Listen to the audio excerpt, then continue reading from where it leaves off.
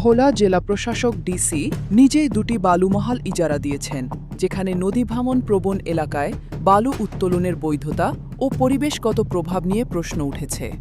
অন্যদিকে কোস্টগার্ডের নিয়মিত অভিযান নিয়েও স্থানীয়দের মধ্যে নানা প্রশ্ন তৈরি হয়েছে। বর্তমানে বাগমারা এলাকায় তেঁতুলিয়া নদী থেকে 4টি ড্রেজার দিয়ে প্রকাশ্যে বালু উত্তোলন চলছে বলে অভিযোগ পাওয়া গেছে। স্থানীয়রা বিষয়টি জানতে পারলেও প্রশাসনের সংশ্লিষ্ট কর্মকর্তারা কেন তা জানতে পারছেন না, এমন প্রশ্ন উঠছে জনমনে। নদী ভাঙন প্রবণ এলাকা থেকে অবাধে বালু উত্তোলনের কারণে যদি ভোলার নদী ও জনপদ আরও হুমকির মুখে পড়ে, তাহলে এর দায় কে নেবে? কোস্টগার্ডের অভিযান কি শুধু লোক দেখানো, নাকি অবৈধ বালু উত্তোলন বন্ধে কার্যকর পদক্ষেপ নেওয়া হবে? এভাবেই কি চলতে থাকবে ভোলার নদী ও জনপদ ধ্বংসের প্রক্রিয়া? প্রশাসনের কাছে স্থানীয়দের দাবি, বাগমারা তেঁতুলিয়া নদীতে চলমান বালু উত্তোলনের বিষয়টি দ্রুত তদন্ত করে প্রয়োজনীয় আইনগত ব্যবস্থা নেওয়া হোক।